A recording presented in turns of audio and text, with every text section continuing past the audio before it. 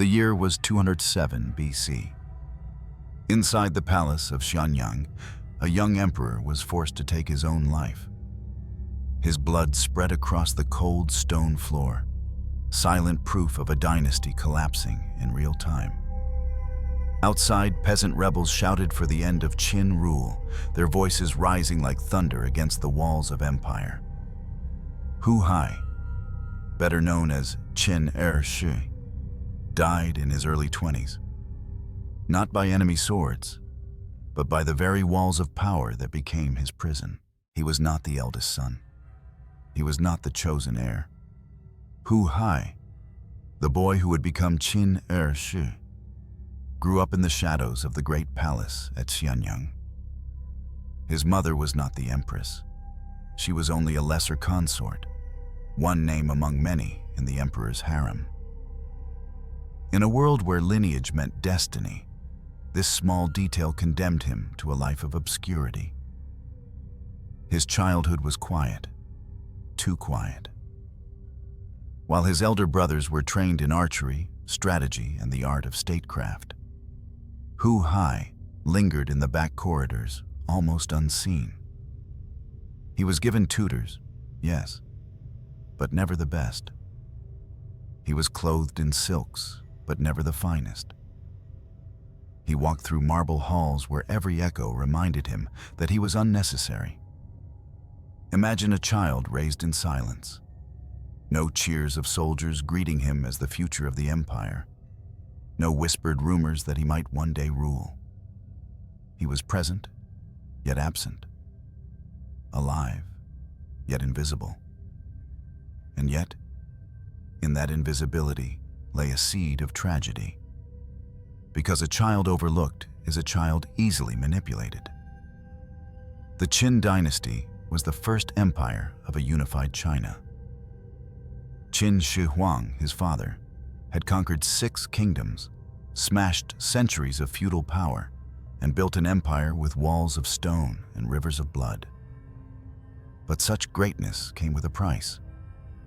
The emperor demanded control not only over territories, but over his family. His sons were not raised as individuals. They were raised as pieces on a board, each placed where he saw fit. Hu Hai was not groomed for greatness. He was groomed for silence. The palace itself reflected this hierarchy. In the vast inner court, where the empress resided, life was a storm of politics, feasts, and endless ceremonies. But Hu Hai's quarters were quieter, dimmer. He was the son of a lesser woman, and therefore, his world was smaller. Even as a child, he must have felt the walls pressing in. His mother, too, carried the weight of invisibility. She was not celebrated. She was not honored. Her role was survival, keeping her sons safe in a palace where the sons of emperors were as much rivals as kin. In such an environment, tenderness could only exist in fragments, whispered at night, hidden from the eyes of scheming courtiers. Did Hu Hai resent this? Did he envy the older brother, Fusu, the rightful heir who lived under the heavy gaze of the emperor's expectations? Or did he find some comfort in being ignored, free from the crushing weight of destiny? We will never know. The records do not speak of his heart. They only tell us of his fate, but perhaps fate begins in silence. Perhaps the boy who was overlooked learned early that his life was not his own. As the years passed, Hu Hai grew into adolescence, but not into power. He remained a shadow, a boy with no voice in court, no soldiers pledged to his name, no scholars debating his virtues. Even his physical appearance is barely described in the records, a sign of how little attention he commanded. He was simply there, existing, waiting. And yet, history has a cruel irony. It is often the overlooked who become the most dangerous, not because of their own ambition, but because others see in them an opportunity. To understand Hu Hai's tragedy, you must understand the machinery of the Qin court. Power did not rest only in the emperor. It rested in the hands of men who stood just behind the throne. Eunuchs, ministers, secretaries who shaped the emperor's words before they left his lips. Among them was Zhao Gao, a eunuch whose cunning would outlast even his masters. Zhao Gao understood the value of a pawn, and a forgotten son made the perfect pawn. But that was still to come. For now, Hu Hai lived in waiting. And waiting can be its own form of prison. Every dynasty carries its hidden children. Those born to lesser mothers, those who eat at the smaller tables, those who walk the edges of the grand halls, while others shine under chandeliers of jade. In Hu Hai's life, that obscurity was not just circumstance. It was the shaping of destiny. What does it mean to grow up knowing you are unnecessary? To see the empire in which you live, but to know you will never inherit it? To breathe the air of greatness, but never be allowed to claim it? For some, it is liberation. For Hu Hai, it was a curse, because the forgotten child was not left free. He was left unguarded. And the moment his father, Qin Shi Huang, died, that obscurity would be turned into the sharpest weapon of all. But before we arrive at that moment, picture him once more as a boy. Walking through the long stone corridors of Xianyang, his footsteps swallowed by silence, his eyes following the shadows cast by pillars too high for him to touch. His heart learning early that he belonged to a family, yet not truly to it. His destiny already decided. Not by his father's will, but by the absence of it. This was the first stone in the wall that would close around him. A wall not of brick or mortar, but of neglect. The black wall that began with his childhood silence. The summer of 210 BC was heavy with heat. Dust clung to the air as the imperial procession wound its way through the countryside. At its center was the man who had changed China forever, Qin Shi Huang, the first emperor. He was not young anymore. His body bore the scars of battles long past, his face lined by years of obsession with immortality. Yet he still traveled, still sought the elixirs, still believed that he could outpace death itself. But death is patient. Death waits. And in that summer, death followed him like a shadow beneath the blazing sun. The emperor's caravan stretched for miles. Chariots, soldiers, servants, courtiers, eunuchs, scholars. Every road he took was cleared ahead of him. Every village forced to kneel as he passed. For the people, this was awe and terror combined. For the emperor, it was routine. He had long stopped noticing the bowing heads, the hushed silence as his name was whispered. He believed himself untouchable. Inside his carriage, though, the truth pressed against him. His body was failing. He coughed often. He grew weak. Some nights he could not sleep. Still, he demanded secrecy. No one was to see him falter. No one was to hear him struggle for breath. For a man who had built an empire on fear, weakness was the one enemy he could never allow to show. By his side were two men who would change the course of history. Zhao Gao, the eunuch who had wormed his way into the emperor's trust, and Li Si, the chancellor of the empire, a man of brilliant mind but pliable loyalty. Together, they watched the emperor decline, and together, they saw an opportunity. The end came not in battle, not in a glorious hall, but in silence. Somewhere near the sands of eastern China, the emperor's body finally gave in. He collapsed in his carriage, his breath ragged, his hand clutching at the fabric beside him. Those who saw him in that final moment later said his face looked more like stone than flesh, hardened by will, but broken by inevitability. The first emperor was dead, but the empire could not know. Not yet. Zhao Gao and Li Si knew the truth immediately. The death of Qin Shi Huang was more dangerous than any enemy army, because with his death came the question of succession. And succession meant power. The emperor's will had been clear. His eldest son, Fusu, was to inherit the throne. Fusu was away at the northern frontier, overseeing troops. He was disciplined, respected, and considered by many to be the rightful choice. But to Zhao Gao, he was a threat. A strong emperor would mean the end of Zhao Gao's influence. And so, in the shadow of the emperor's death, a darker plan began to form. The emperor's body was sealed in his carriage. They ordered the convoy to continue as if nothing had happened. Courtiers were told to remain silent. Servants who asked questions were dismissed. Or worse, to mask the smell of decay, cartloads of salted fish were brought and placed near the emperor's carriage. The procession marched on, a rotting corpse hidden in plain sight. The empire still bowing to a man already gone. It was a grotesque theater. A puppet show played with the body of an emperor.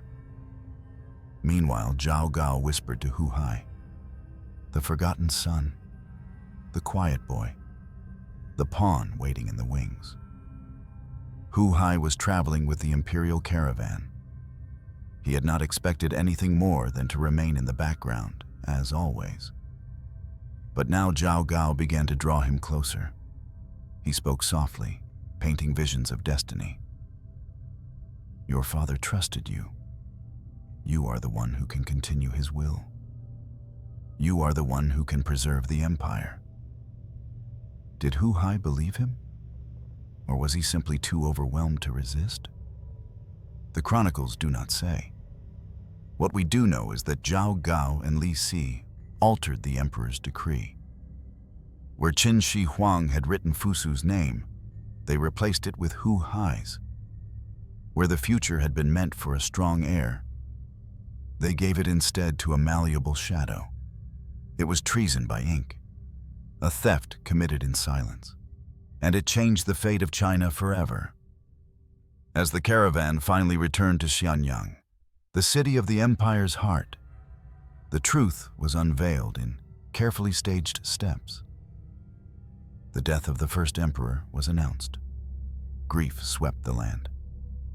But grief was quickly followed by proclamation. Hu Hai, the young son, was now emperor. He would be known as Qin Er Shi, the second emperor. It was a moment of monumental irony. The man who had conquered kingdoms, unified lands, and commanded armies now passed his throne not to his strongest heir, but to a boy chosen by conspirators. The empire he had built with iron discipline was already cracking from within. Hu Hai was stunned. Imagine being 20 years old, raised in obscurity, and suddenly told you, are ruler of the known world. Imagine hearing courtiers bow to you as your majesty, while knowing deep inside that the throne was never meant for you. It was both intoxicating and terrifying. And behind the throne, Zhao Gao smiled, for the black wall of power had begun to close. From this moment onward, Hu Hai's life was no longer his own. His father's death had not freed him. It had imprisoned him. He was trapped in a role he had never asked for, bound by documents forged in secrecy, chained to the will of those who had stolen destiny itself. This was the second stone in the wall that surrounded him. Not neglect this time, but deceit. Not silence, but conspiracy. The empire mourned the passing of the first emperor. But in truth, it was not only an emperor who had died. In that carriage, sealed with salted fish, the future of the Qin dynasty also began to rot. Hu Hai's coronation was meant to be the continuation of greatness. Instead, it was the beginning of collapse. And though he wore the robes of an emperor, the truth was simple. he was already a prisoner. The coronation of Hu Hai was swift. Too swift. There was no time for the empire to breathe, no space for suspicion to spread. Qin Shi Huang was barely in his tomb before the second emperor was seated on the throne. The palace glittered with ceremony. Courtiers bowed, drums thundered, officials shouted proclamations in voices that carried across the marble halls. From the outside, it looked like continuity, a seamless passing of power. The first emperor had died, but his dynasty still stood. The empire would endure. But inside, behind the gilded doors, the truth was stark. The throne was occupied, yes, but not by a ruler. It was occupied by a boy who had never commanded an army, who had never argued policy with scholars, who had never once been trusted with a decision that shaped the fate of millions. Hu Hai sat on the dragon throne, the seat carved with golden coils and sharp eyes that seemed to judge whoever dared to rest upon it. But he did not feel like a dragon. He felt like prey. Zhao Gao stood close, always close. He whispered instructions. He arranged the ceremonies. He drafted the proclamations. Every time Hu Hai opened his mouth to speak, Zhao Gao's hand was there, subtle, guiding, reminding him what words were safe. Li Si, the chancellor, was there too. His loyalty was not to Hu Hai, but to survival. He lent his pen to Zhao Gao's will, helping to draft edicts that bore the emperor's seal, but not his mind. The machinery of empire turned, but the hand on the lever was not Hu Hai's. From the first days, it was clear. The second emperor was a figurehead. At court, he sat in silence while ministers argued. His role was to nod, to repeat what had been whispered to him in private. When decrees were read aloud, he held the brush. But the words were not his. They belonged to Zhao Gao. The empire believed it had a sovereign. In reality, it had a signature. It is one of the most cruel positions in history, to appear powerful while being utterly powerless, to wear the robes of sovereignty while being chained by invisible strings, to look out over rows of kneeling officials and know that none of them truly serve you. They serve the voice behind you, the shadow at your shoulder. The throne is a prison, and Hu Hai had just taken his seat.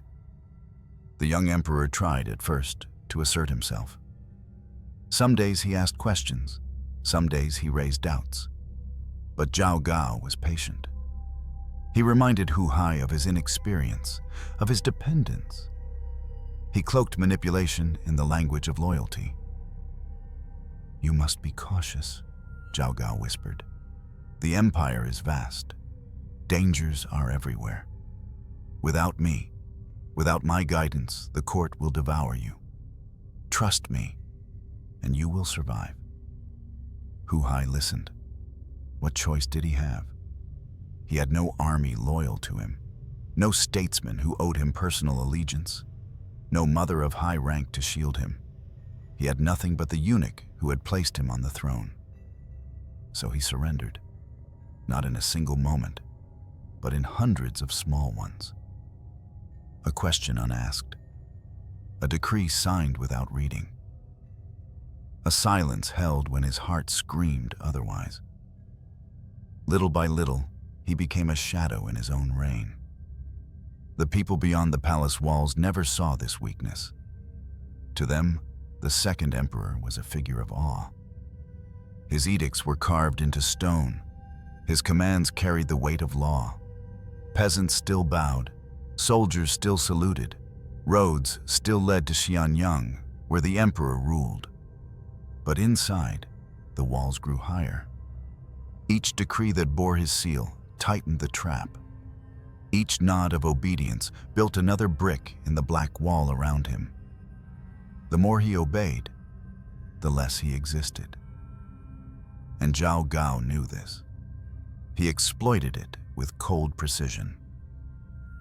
When officials objected to policies, it was Hu Hai's voice that overruled them. When punishments were issued, it was his name on the scroll. When brothers and sisters of the imperial family whispered dissent, it was the emperor's order that silenced them. The blood was not on Zhao Gao's hands. It was on Hu Hai's. This is the cruel genius of power, to make others carry your sins. Hu Hai, still barely a man, became the mask through which Zhao Gao ruled. The court trembled before the emperor's wrath, but the wrath was never his. The empire feared his cruelty, but the cruelty was not born in his heart. It was planted there, handed to him, forced through his mouth. And yet, history is merciless. History remembers not the whisperer, but the one who signed the decree. History remembers Qin Er Shi as a tyrant, a failure, a shadow of his father. It does not remember the hand that guided his. In those first months, Hu Hai must have felt the weight pressing down. He wore the robes of a king, but inside he felt the cold of chains. Every corridor of the palace whispered of his weakness. Every ceremony reminded him that the throne was too large for him. The palace itself became a mirror of his captivity. The jade floors reflected his image, but always distorted. The golden dragons above the throne glared down, as if mocking his frailty. The towering walls of Xianyang, once symbols of power, now seemed to him like the bars of a cage. And outside, the empire stirred. Taxes were heavy. Laborers were forced to build monuments and roads. Farmers bent under the weight of a dynasty that cared more for stone and steel than for their hunger. Rebellion simmered, though the emperor never heard their voices. Zhao Gao filtered everything. Only what served his purpose reached Hu Hai's ears. In this way, the boy became a prisoner of illusion. He thought he was ruling. In truth, he was ruled. This was the tragedy of his reign. That a young man who might have lived quietly, perhaps even happily, was dragged into the center of the storm. That a throne meant for his elder brother became a coffin for him. That the black wall of power closed not with violence, but with silence, signatures, and whispers. The boy forgotten in childhood was now the emperor forgotten in his own reign. His life was not his own. His words were not his own. Even his cruelty was not his own. Only his guilt belonged to him. And it was this guilt, slowly growing, that began to eat away at his soul. The shadow of the black wall pressed tighter, and soon it would demand blood. The throne was heavy, not in weight, but in fear. Hu Hai sat on it every day, and every day he felt it sink deeper into his chest. Zhao Gao stood near, always near. He did not raise his voice. He did not need to.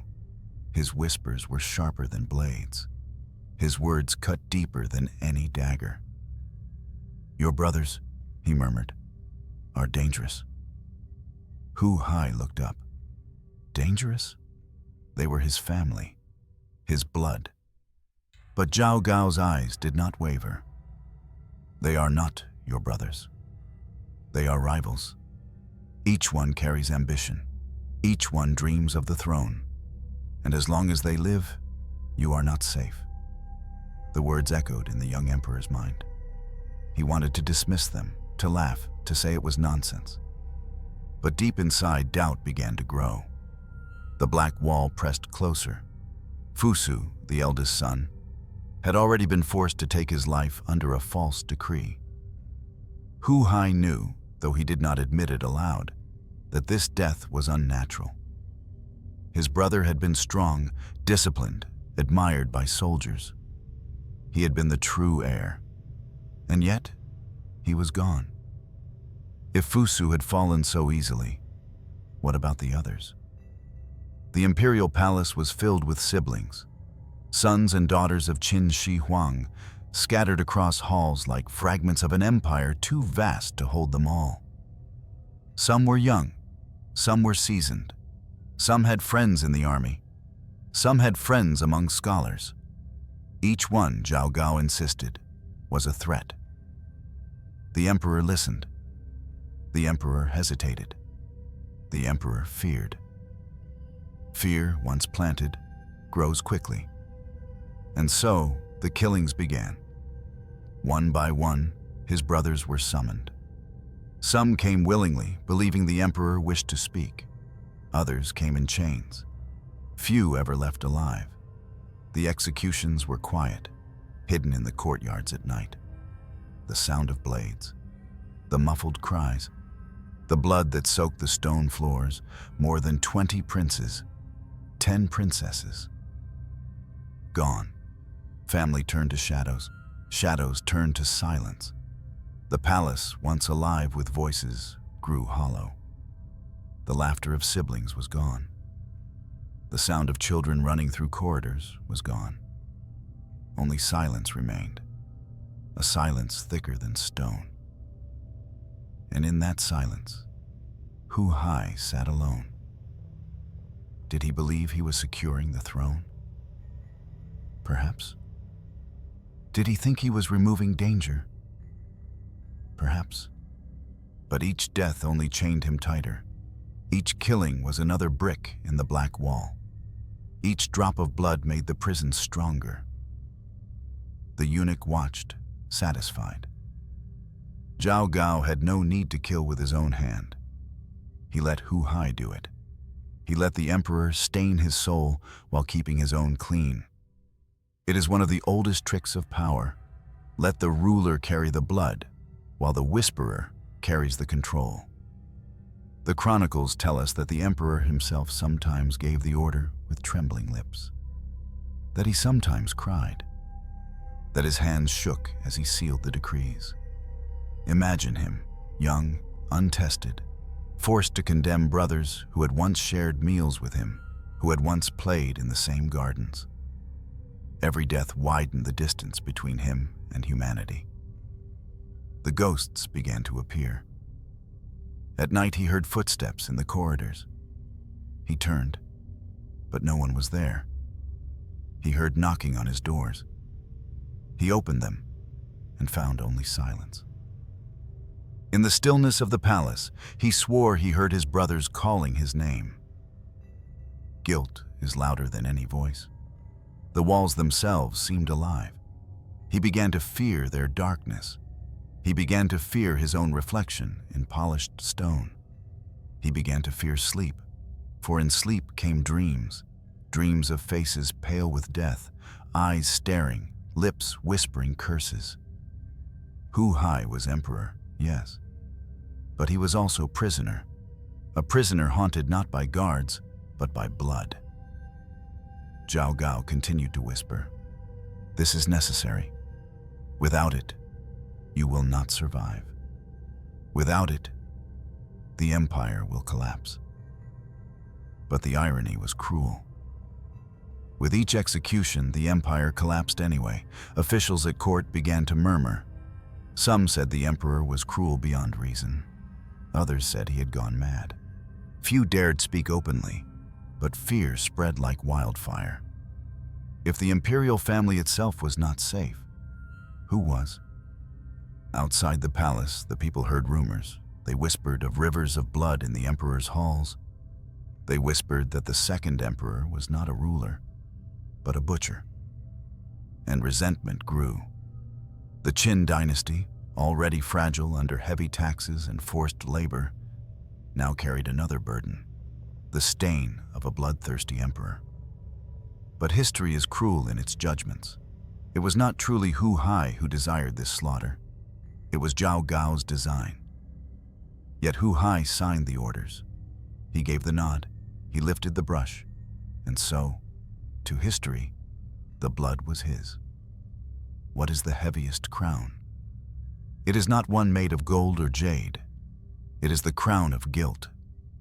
And on Hu Hai's head, that crown pressed harder each day. He walked through the palace halls, empty now of family. Each room was a tomb, each corridor a graveyard. The black wall closed tighter, darker, heavier. He had thought the throne would make him strong. Instead, it hollowed him. He had thought killing his brothers would make him safe. Instead, it made him haunted. He had thought power would free him. Instead, it imprisoned him in chains made of blood. The boy who had once been forgotten was now remembered for the worst of deeds. His childhood silence had turned into a rain of screams. And still, Zhao Gao stood at his shoulder, whispering, guiding, controlling.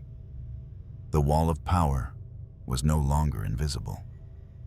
Hu Hai could feel it around him, thick, cold, black, closing. And soon, even the ghosts of his family would not be his greatest fear. The people outside the palace, the ones whose sweat had built the empire, were stirring, and their voices would be louder than any ghost. The palace was silent, too silent. But in that silence, Hu Hai heard everything. At night, when the oil lamps flickered and shadows stretched across the marble floors, he heard footsteps. He told himself it was servants, guards, courtiers passing by. But the sound was wrong. Too soft. Too familiar. The footsteps came close, then stopped outside his chamber doors. Then came the knocking, always the knocking. He froze in his bed. He listened. The knock was faint, almost polite. But it chilled him. He ordered guards to open the doors. There was no one there. The corridors were empty. Only the black walls remained. The next night, the knocking returned. Hu Hai began to wonder. Were his brothers calling? His sisters? Did their ghosts wander the palace? He had signed the orders. He had given permission for their deaths. He had silenced their voices in life. Now they spoke in death. Fear gnawed at him. He ate less. He slept little. His eyes grew dark, ringed with exhaustion.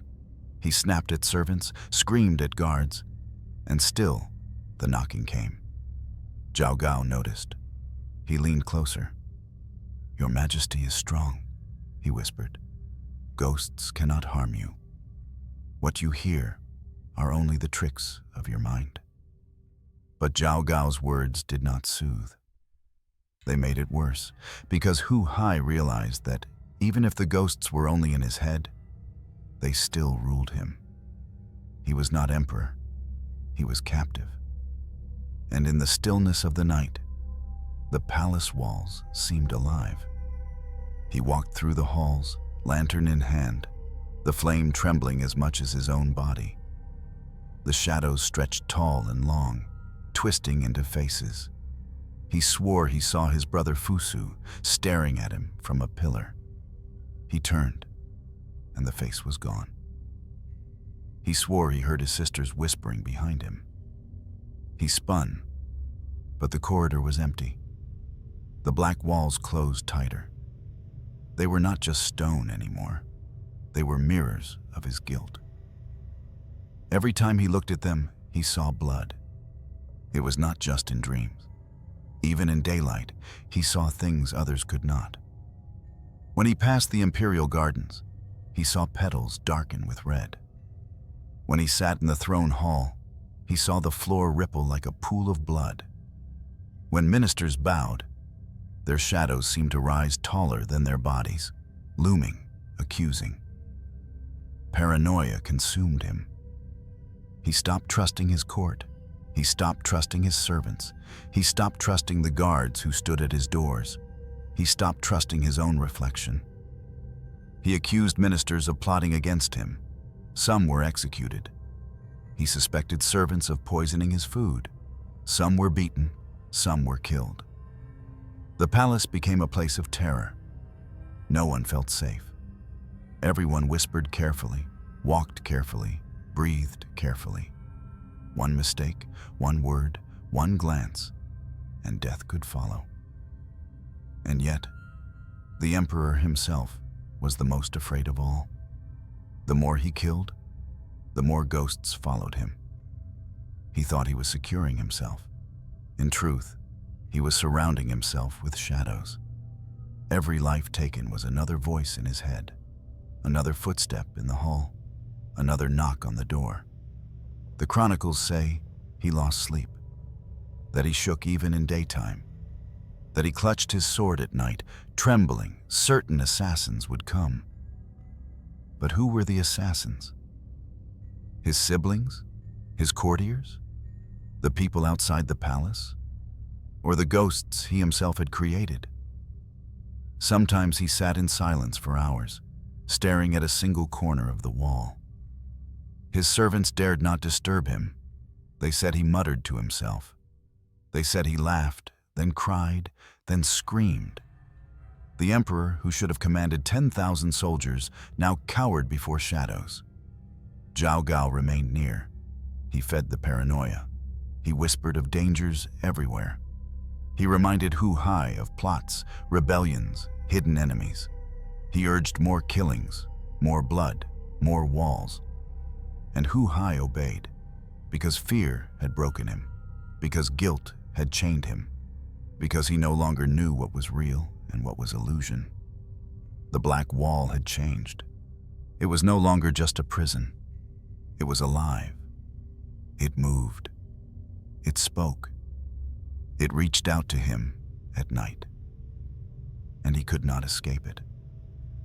Imagine him, wandering the endless corridors of Xianyang, lanterns shaking in his hand, shadows moving around him, eyes wide, lips trembling.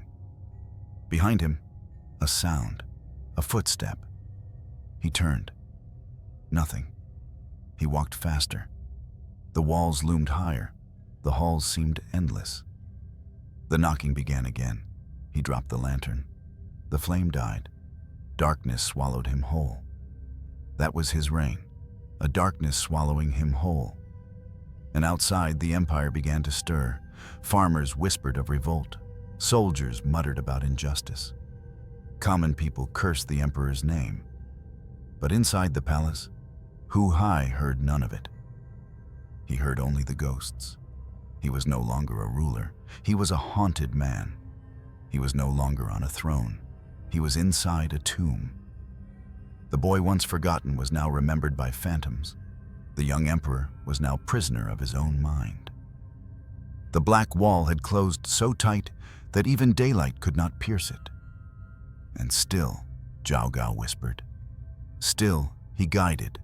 Still, he pushed Hu Hai deeper into the abyss. The emperor trembled. The ghosts knocked. The wall pressed in, and rebellion waited just beyond the gates. The empire was cracking. From the outside, the walls of Qin looked indestructible. Armies marched in perfect rows. Roads stretched across thousands of miles. Palaces gleamed with jade and gold. The Great Wall itself seemed like a spine of stone holding the world together. But beneath that surface, rot spread. The people were starving. Heavy taxes drained them. Endless labor crushed them. Farmers were forced to abandon fields to build roads, canals, walls, tombs. Sons were taken from homes, fathers torn from villages, all in the name of empire. The glory of Qin had been built on their backs, and those backs were breaking.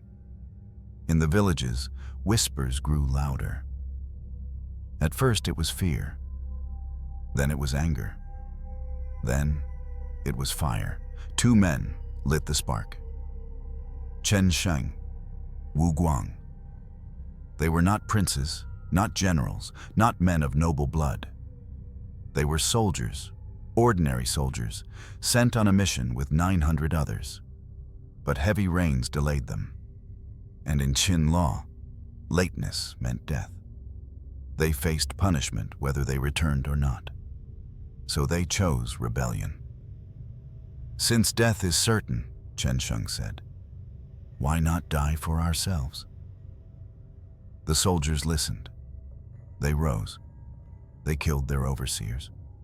They raised a banner not of silk, but of desperation. They called for freedom. They promised land. They swore the Qin dynasty would fall. What began as 900 men became thousands. What began as a spark became a fire. Villages joined. Farmers armed themselves with tools, with sticks, with whatever they could find.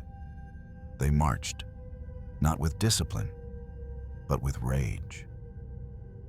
And across the empire, more fires lit. Qin had been united by force. Now it fractured by fury. Rebellions broke out in the east, the south, the north. Soldiers deserted. Local leaders turned against the capital. The air itself seemed heavy with defiance. And in the palace at Xianyang, Hu Hai trembled. News reached him slowly, filtered through Zhao Gao. But even Zhao Gao could not hide the truth forever. Rebellions were spreading, armies were failing. The invincible Qin was bleeding. The emperor's fear grew. He saw enemies everywhere. He demanded harsher punishments, heavier taxes, stricter laws. He believed force could crush rebellion as it had before. But force only bred more hatred. The black wall pressed tighter. Outside, peasants shouted in unison. Their voices rose like thunder rolling across the land. They no longer feared the emperor. They no longer bowed to his decrees. His laws, once carved into stone, were now ignored, broken, spat upon. Hu Hai sat in his throne hall surrounded by silence, and still he heard the cries. Not of his people, but of ghosts. He could not distinguish between rebellion outside and rebellion inside his own mind. The chronicles say he panicked. He demanded constant reports. He summoned generals, then distrusted them. He accused officials of treason. He believed everyone was against him. He lashed out, killing more, ordering more, demanding more blood. But no decree can silence hunger. No execution can erase despair. No wall, however high, can hold back a storm. The empire that had once conquered 6 kingdoms now could not control its own villages. Imagine it. Roads once filled with imperial processions, now filled with ragged rebels. Bridges once guarded by soldiers, now broken and abandoned. Cities once loyal, now closing their gates to the emperor's name. The Qin dynasty, so mighty in appearance, was hollow at its core, and the people knew it. Chen Sheng and Wu Guang became symbols. Their names carried hope. Their rebellion carried momentum. The peasants shouted, "Down with Qin!"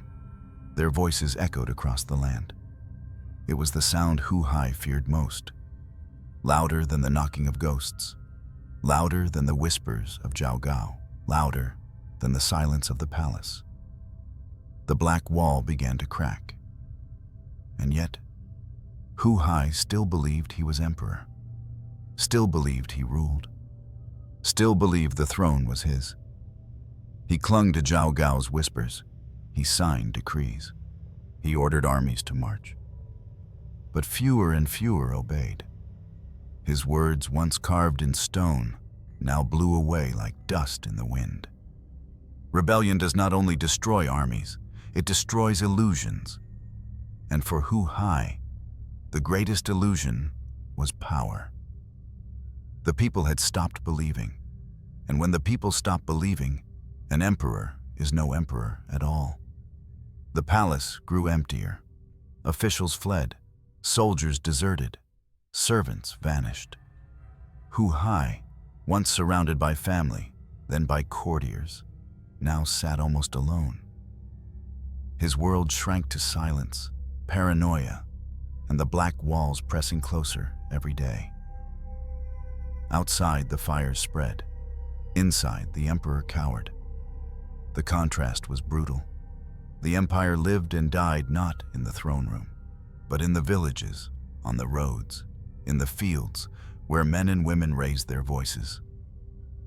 The Qin dynasty had lasted barely 15 years. 15 years from its height to its ruin. Qin Shi Huang had believed he built eternity, but eternity cracked in a single generation. Hu Hai was not the sole cause. The weight of empire, the cruelty of laws, the endless labor, all of it fed rebellion. But Hu Hai became the symbol, the frightened boy on the throne, the puppet emperor, the name that history carved as failure. And yet, behind the throne, Zhao Gao still smiled.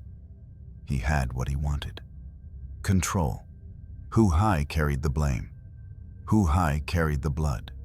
Hu Hai carried the ghosts. But rebellion was not done. The storm was only beginning. The black wall had cracks now. Cracks filled with voices. Cracks filled with fire. Cracks filled with a truth Hu Hai could no longer ignore. The people no longer belonged to him. The empire no longer belonged to him. His life no longer belonged to him. The walls that had once imprisoned him were about to collapse. And when walls collapse, they crush whatever is trapped inside. By 207 BC, the storm had broken the empire. Rebellion raged like wildfire. Armies of peasants, once faceless, voiceless, now thundered across the land. The Qin dynasty, which had once seemed carved from stone, was reduced to trembling sand. Inside Xianyang, the emperor's palace still glittered. The walls still stood high. The torches still burned bright. But brightness is not the same as strength. It was theater, a facade. Behind the silk curtains and marble floors, everything had already fallen apart. And at the center of this hollow stage sat Hu Hai. He was 20-something, too young to be emperor, too young to carry an empire on his shoulders, but not too young to bleed. The rebels closed in. One by one, the outer cities fell. The empire shrank each day. Reports piled on his desk, each one darker than the last. Armies defected. Generals surrendered. Provinces declared independence. The black wall pressed tighter. Hu Hai tried to command. He ordered troops. He demanded loyalty. But his words had lost power. His seal meant nothing. His decrees reached no one. He was emperor only in name, king of an empty cage. And Zhao Gao knew it. The eunuch had guided him from the start, had whispered every command, had sharpened every blade, had pushed him deeper and deeper into the black wall. But Zhao Gao was no longer content with shadows. He wanted survival. His plan required one last step, the emperor's death. He approached Hu Hai with a calm face, his voice soft as silk. "The people are angry," he said. "The rebels are at the gates. The court no longer believes in you." Hu Hai stared at him. His hands shook. His lips moved, but no sound came out. Zhao Gao leaned closer. "If you truly love the empire, there is only one path left." The emperor blinked. The words hung in the air, cold and sharp. Zhao Gao's eyes did not flinch. "Take the sword. End your life. Spare yourself humiliation. Spare the dynasty disgrace." The emperor recoiled. His breath caught in his throat. He whispered, "No." But the word was thin, fragile, powerless. The walls pressed tighter. Guards stood near, silent, waiting. Servants bowed their heads. No one moved to help him. No one dared. He looked around the hall and saw only shadows, empty faces, cold eyes. He was alone, completely alone. Zhao Gao placed a sword before him. The blade gleamed in the torchlight. Its edge was sharp, merciless. Hu Hai stared at it. His heart pounded. His chest ached.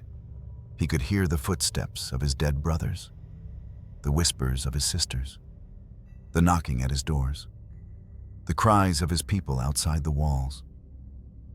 All the voices blended into one chorus, "End it." He lifted the sword. His hands trembled so violently that the metal rang against the floor. He dropped it. He cried out. But Zhao Gao did not move. He only watched, patient, silent, unyielding. The emperor bent forward. He picked up the sword again. He pressed the blade against himself. Cold steel touched flesh. His breath grew shallow. His eyes filled with tears. For a moment, he hesitated. For a moment, he searched for escape. Was there no door? No window? No passage through the black wall? But there was none. The wall had closed. And so, he plunged the blade. The sound was muffled. A gasp. A cry that echoed off the walls, and then was gone. Blood spread across the stone floor, dark and glistening. His body slumped forward. His hand slipped from the hilt. His eyes closed. The Emperor of Qin was dead. Not by enemy's sword, not in the clash of battle, but by his own hand, forced by the whisperer who had trapped him from the beginning. Outside, the rebels shouted. Their cries shook the night sky. Inside, silence reigned. The black wall had swallowed its prisoner. Hu Hai died in his early 20s. The chronicles say nothing more. They do not tell us his last thoughts. They do not tell us if he saw his father's face, or his brother's, or the ghosts that haunted him. They only tell us the act. A forced suicide, blood on stone, the dynasty collapsing with him. The boy who had been forgotten. The emperor who had been manipulated. The man who had been haunted. He died not as a ruler, but as a victim. And Zhao Gao lived. The eunuch stepped carefully over the blood. He gave orders calmly. The body was taken away. The throne was left empty. The empire was already lost. But Zhao Gao had survived. That was all that mattered to him. The black wall remained. But its prisoner was gone. The irony was cruel. Hu Hai had believed that killing his brothers would secure him, that signing decrees would protect him, that obeying Zhao Gao would save him. But every act had only tightened the chains. Every choice had built the wall higher. And when the wall finally closed, there was no escape. History remembers his reign as short, brutal, incompetent, a dynasty killer, a tyrant. Few remember the boy. Few remember the silence of his childhood. Few remember the whispers that guided him. But in the end, the truth is clear. Hu Hai did not rule. He was ruled. He did not kill himself. He was killed by the very system that raised him, used him, broke him. The Black Wall had claimed another life. And outside, the Qin dynasty crumbled. History is merciless. It does not pause for pity. It does not stop to explain. It writes in ink that cannot be erased. And the name it carved for Hu Hai was Shame, the Second Emperor of Qin, the tyrant, the fool, the man who destroyed his father's empire. That is how the records remember him. Not as a boy born into silence, not as a pawn raised for manipulation, not as a frightened youth who signed decrees he barely understood. He was remembered as the emperor who strangled his own dynasty. But history is written by those who survive. And the survivors of Qin were not kind. The dynasty itself barely lasted 15 years. Qin Shi Huang had united China. But his dream of eternity collapsed in the hands of his son. The rebellion spread too fast. The army fell apart. Within months of Hu Hai's death, the capital was abandoned. Xianyang, the heart of the empire, was plundered and burned. What greater irony can there be? The dynasty that built the Great Wall could not protect its own palace. The throne that ruled all under heaven could not defend its own hall. The walls that trapped Hu Hai could not save him. And so the legacy of Qin Er Shi was set, ruin. But was it truly his alone? Consider this. The young man had never been meant to rule. His father had chosen Fusu, strong, wise, tested. Hu Hai was elevated not by destiny, but by deceit. He was a boy chosen precisely because he was weak. Zhao Gao and Li Si knew they could bend him, and so they bent him until he broke. Is a puppet to blame for the strings? Is a shadow to blame for the darkness? And yet, that is how history judged him. Sima Qian, the great historian, wrote of him with disdain. He described Hu Hai as cruel, paranoid, incapable. A man who killed his family, alienated his people, and destroyed his empire. He did not write of the whispers. He did not write of the manipulation. He did not write of the boy who never had a chance. Only the emperor remained, only the failure. And perhaps that is the cruelest fate of all, to be remembered not for who you were, but for what others made you become. Hu Hai's diadem was heavy with blood. Every decree he signed became another chain. Every brother's death became another ghost. Every rebellion became another crack in the black wall. And when the wall finally closed, it crushed him completely. That is his true legacy. Not the tyrant, not the fool, but the prisoner. A prisoner of power he never wielded. A prisoner of a dynasty he never controlled. A prisoner of walls he never built. When later dynasties looked back at Qin, they saw lessons. Han scholars wrote of cruelty, of harsh laws, of the dangers of tyranny. And in their writing, Hu Hai became the perfect symbol. He was not just an emperor. He was the warning. This is the danger, they said, of placing the throne in weak hands. This is the danger of trusting eunuchs and ministers with true power. This is the danger of ruling through fear, not justice. Hu Hai was reduced to a parable, and yet, somewhere beneath the ink, the human remained. The boy once forgotten by his father, the young man once cornered by whispers, the emperor once haunted by ghosts. He was many things: tyrant, victim, prisoner, symbol. But he was never free. The black wall of Qin still stands in fragments. Archaeologists uncover its ruins. Visitors walk through the remains of Xianyang, through the scorched earth where palaces once rose. And in those stones, the silence lingers, a silence heavy with the weight of history. If you listen closely, perhaps you can still hear it. The echoes of a young emperor, trapped in a cage of power he could not control. His footsteps against the cold stone. His voice swallowed by walls too high to climb. His legacy sealed not in triumph, but in blood. The Qin dynasty is remembered for its grandeur, for its unification, for the Great Wall, for the terracotta army buried with Qin Shi Huang, but also for its speed of collapse. And at the center of that collapse stands Hu Hai, forever blamed, forever condemned. But perhaps there is another way to see him. Not as a monster, not as a fool, but as a mirror. A mirror of what happens when power consumes itself. A mirror of what happens when a throne becomes a prison. A mirror of what happens when the black walls of authority rise higher than the voices of humanity. That is his true inheritance to us, not his decrees, not his killings, not even his failure, but his warning. And that warning is timeless, because every empire builds walls, walls of stone, walls of law, walls of silence. And every emperor, king, ruler, or leader risks becoming trapped inside them. Hu Hai was not the first.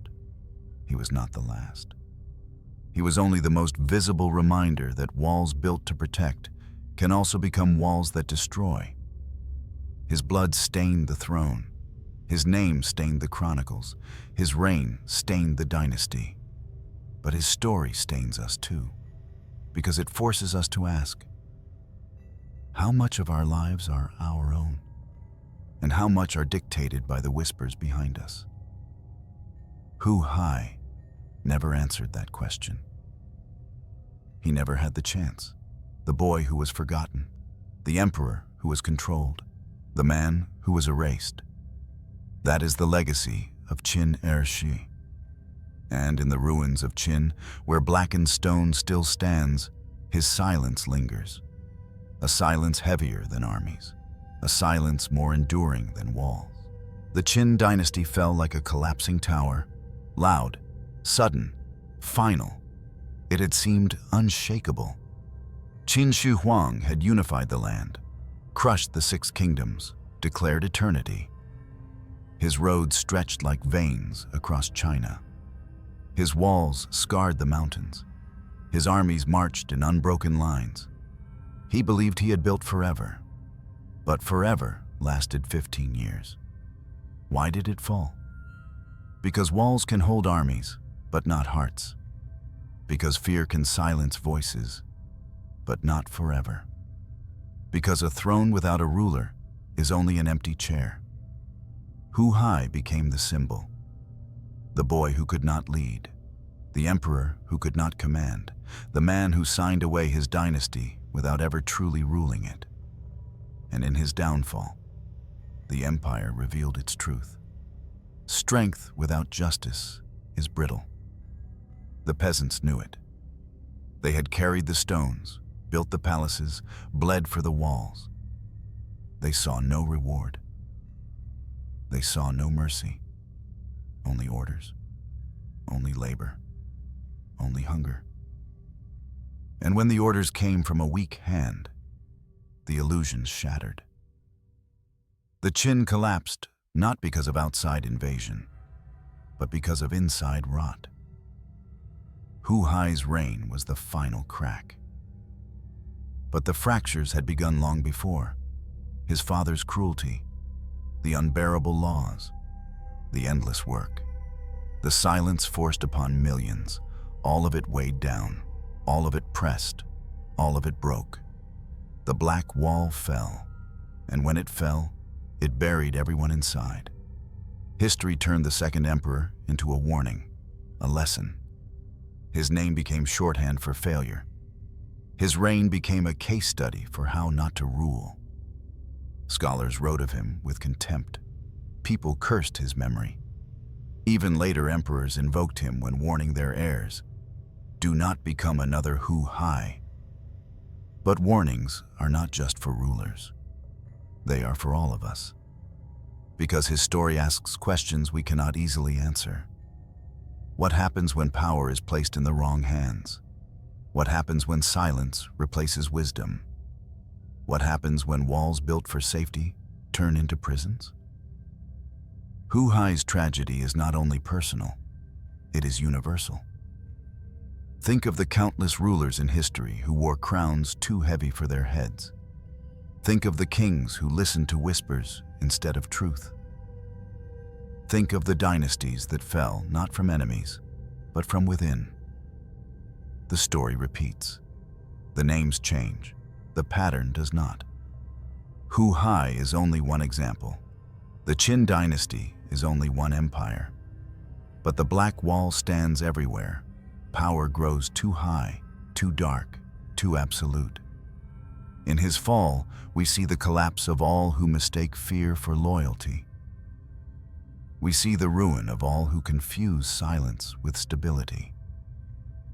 We see the danger of thrones without substance, crowns without merit, rulers without voice. And so, Hu Hai's name endures, not as greatness, but as caution. When an empire forgets its people, it begins to die. When an emperor forgets his humanity, he begins to die. When whispers replace wisdom, the black wall rises. And once the black wall rises, it does not fall gently. It falls heavy. It falls final. It falls upon the very ones who built it. The Qin dynasty's 15 years stand as proof. Eternity cannot be forced. Obedience cannot be permanent. A dynasty born in blood will drown in blood. Hu Hai could not escape it. He was too young, too weak, too lost. He was chosen not for his strength, but for his emptiness. And emptiness cannot sustain a throne. That is the warning his story leaves us, not just for rulers of empires, but for every life where silence is mistaken for safety. For every family where control replaces trust. For every society where walls rise higher than compassion. The black wall of Qin may have crumbled into ruins, but the black wall as symbol still stands. We see it in every story of power consumed by its own shadow. Hu Hai's life is gone, his dynasty erased, but his lesson remains, and it whispers across centuries, louder than his own voice ever was. Do not build walls so high that they trap even the builder. Do not crown rulers who are only shadows. Do not mistake fear for loyalty. Because when you do, the wall will close. And when it closes, there is no escape. The Second Emperor of Qin is remembered as the end. The end of a dynasty, the end of a dream, the end of a boy who became a prisoner of his own throne. But in that end lies a beginning, for us. A chance to see the warning, a chance to listen, a chance to ask, what walls surround us now, waiting to close? That is Hu Hai's true legacy. Not the empire he ruled, not the throne he held, but the caution his life demands we never forget. The black wall is not history. It is present. It is future. It is the silence we allow, the whispers we obey, the prisons we build ourselves. And if we are not careful, it will close again. The Qin dynasty was gone. Its palaces burned, its armies scattered, its laws shattered, its capital reduced to ash. What had been built to last 10,000 generations had collapsed in the span of one. And yet, in the ruins of Xianyang, the walls still stood, charred, broken, silent, but still standing. Black walls that had once surrounded an emperor. Black walls that had once been his prison. Hu Hai was erased, his name cursed, his reign condemned. The chronicles speak of him only to scorn. A tyrant, they say. A fool, they write. The emperor who destroyed his dynasty. Few asked what he had been before the throne. Fewer still remembered the boy who walked through silent corridors. The boy raised in shadows. The boy who became an emperor only to discover he was never truly one. In the end, he was not remembered as human. He was remembered as warning, a cautionary tale etched into history's ink. But history's ink does not dry on stone alone. It dries on silence. The silence of courtiers who let Zhao Gao rule. The silence of officials who watched brothers die. The silence of servants who bowed as ghosts knocked on the emperor's doors. The black wall was not built by Hu Hai alone. It was built by every silence, every obedience, every whisper accepted as truth. And when it closed, it crushed him. It is tempting to dismiss him, to call him weak, to call him cruel, to move on. But in doing so, we risk missing the greater truth. He was the face of a system that devoured itself. And that system did not die with Qin. It repeats, it echoes, it waits. Every throne risks becoming a cage. Every wall risks becoming a prison. Every ruler risks becoming a puppet. The story is not ancient. It is eternal. Imagine the ruins at night, the wind sweeping through broken gates, the moonlight falling on stones blackened by fire. Travelers pass by and whisper of ghosts. They say that if you walk the corridors of Xianyang's ruins, you still hear it. The faint knock of footsteps, the echo of voices, the cry of a young man searching for a door that is no longer there.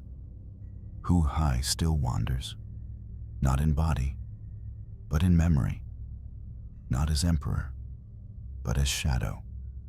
The Second Emperor of Qin died inside those walls, but his silence survived. It lingers, heavy, like the scent of smoke long after fire. And perhaps that is the true punishment, not that his dynasty collapsed, not that his name was cursed, but that his voice was never heard. The Black Wall is history's cruelest trick. It does not need swords to kill. It needs silence. It needs obedience. It needs men like Hu Hai, unprepared, manipulated, consumed. And then it needs us to forget them. But forgetting is another form of killing. So let us not forget. Let us remember the boy who was overlooked, the emperor who was used, the man who was erased, not to absolve him, not to glorify him, but to see him clearly, to see the warning in his story, to see the Black Wall before it rises again, because it will rise again. It always does. Wherever power grows absolute, wherever voices are silenced, wherever fear replaces trust. The ruins of Qin are not just stones. They are mirrors. Stand before them and you may see yourself. You may see your world. You may see the walls we still build. Hu Hai cannot escape. His wall closed long ago. But ours? Ours is still being built.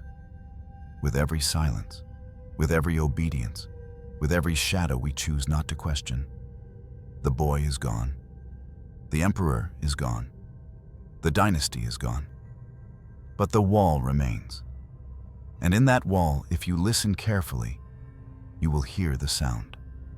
Not of stone cracking, not of armies shouting, but of footsteps.